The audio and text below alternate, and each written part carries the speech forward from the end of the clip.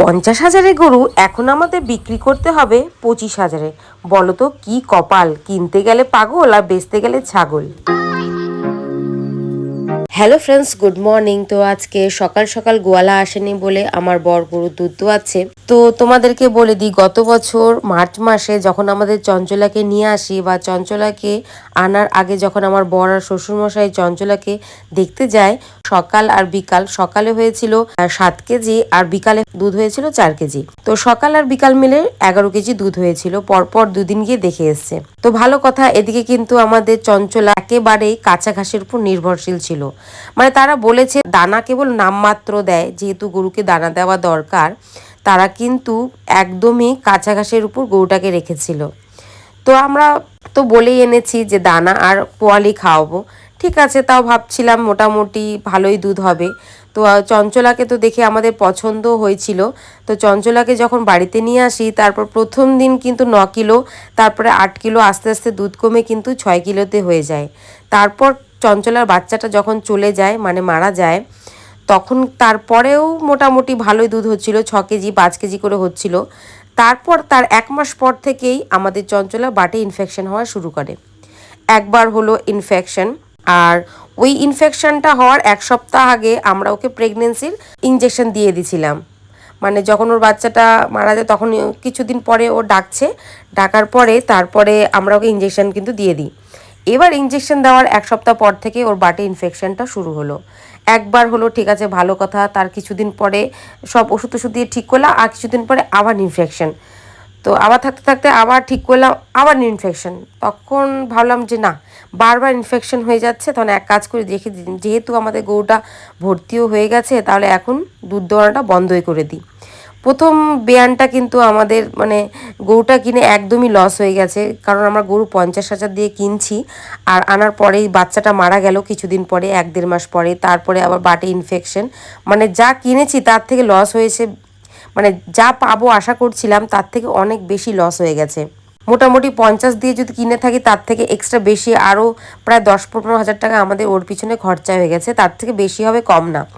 তো ভাবছিলাম যেহেতু এত অসুবিধা, ঠিক আছে এর পরের বছর ভর্তি করা, বাচ্চা টাচ্চা হয়ে গেলে পারে ওকে আর রাখবো না, বিক্রি করে দেবো। তো ঠিক আছে, নেক্সট টাইম ভালোই হলো, ভালোই চললো সব কিছু। তারপরে চঞ্চলা ভর্তি হলো, বাচ্চা দিল। তো ঠিকঠাক মতন এখন মোটামুটি আমাদের চঞ্চলা দুবেলা মিলে 7 কেজি দুধ হচ্ছে। তো ভাবছি ঠিকই আছে, তো এখন গরুটাকে ভাবছি বিক্রি করে দেবো। তো আমাদের যেই দালালের কাছ থেকে নিয়েছিলাম, আমরা কিন্তু দালালের কাছ থেকে নিয়েছি, সেই দালালকে ফোন করি, দাদা তো গরুটাকে তো এনেছিলাম, তো গরুটাকে আমরা এখন আর রাখবো না, গরুটাকে বিক্রি করে দেবো, কারণ গরুটা ঘাসের গরু, এখানে খাওয়াতেও পাচ্ছি না, দুধটা ওইভাবে হচ্ছে না, তো গরুটা আমরা দিয়ে দেবো, তো কত দিবা? তো বললো কত দিয়ে নিয়েছিলে? তো বললাম এর আগে তো 50 দিয়ে নিয়েছি। তো ফট করে বলে এখন তো গরুর বয়স হয়েছে, এখন তো আর অত দাম যাবে না, তোমাকে একটু পরে জানাচ্ছি। একটু পরে ফোন করে আমাকে বলে, আমার তো মাথায় হাত, বলে কি 25,000 দাম দিব। আমার মাথা ঘুরে গেছে, মানে আমি সঙ্গে সঙ্গে ওখানে মাথা ঘুরে পড়ে যাব। আমি ভাবলাম তাহলে কি ঠকিয়েছিল আমাদের, জানি না কি যে খাইয়েছিল, যার কারণে 11 কেজি দুধ হয়েছিল, আর এখন আমাদেরকে বলছে 25,000। মানে আমি তো মানে কি বলবো, আর আমার মানে পায়ের তল থেকে মাটি সরে গেছে। কি বলে এই গরু, কমসে কম আমি বললাম যে আমরা তো ঘাস খাওয়াতে পারছি না, আমরা খড় খাওয়াচ্ছি বলে দুধটা কম।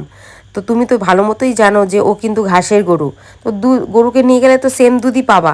বলে না এখন বয়স হয়ে গেছে। তারপর আমি ভাবলাম নিশ্চয়ই 1 বছরে তো আর গরু বুড়া হয়ে যাবে না, নিশ্চয়ই তোমরা আমাদেরকে বুড়া গরুই দিয়েছো। তারপরে কিন্তু ওকে আমি বললাম যে ঠিক আছে, আমি শ্বশুর শাশুড়িকে জানিয়ে পরে ফোন করছি। আমার মাথা এত গরম হয়ে গেছিলো, আমি আর নেক্সট টাইমে আর দালালটাকে ফোন করিই নি। তোমরাই বলো এই অবস্থায় কি আর ফোন করা যায়?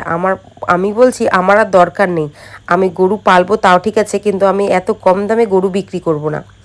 তো যাই হোক, এটা আগের দিন শোনার পর থেকেই কিন্তু আমাদের চঞ্চলাকে মাঠে দেওয়া শুরু করছি, কারণ যেহেতু ওর খড়ে পোষায় না। তো যাই হোক, যতটুকুই আমরা একে ঘাস দিতে পারি, আমাদের বাড়ির পেছনে আশেপাশে যতটুকু ঘাস আছে যতটুকু ও খায়, শরীরটা যাতে একটু হয়, শরীরটা যাতে ওর ভালো থাকে, কারণ যেহেতু ঘাসের গরু, খড় খেলেও ওর শরীরটা ঠিক মতন হতে চাইছে না। দানা যতটুকুই পারি খাওয়াই। আর আমাদের চঞ্চলাকে আনার পর থেকে লাভ তো দূরের কথা, শুধু লসই হয়ে যাচ্ছে। আর এখন লস হইলেও কিছু করার নাই, কারণ একটা জীবকে যখন কিনে এনেছি তাকে তো সঠিকভাবে পালতে হবে। আর আমি ব্যাপারটা বুঝে গেছি যে দালালের কাছ থেকে গরু কেনা বা দালালের কাছ থেকে গরু বিক্রি করা মানে নিজের পায়ে কুড়াল মারা। সত্যি নেক্সট টাইমে আমি তো করবোই না, আর যেন কেউ না করে সেটার জন্য আরো বিশেষ করে বলা। দালালরা এত ঠকায় জানতাম না।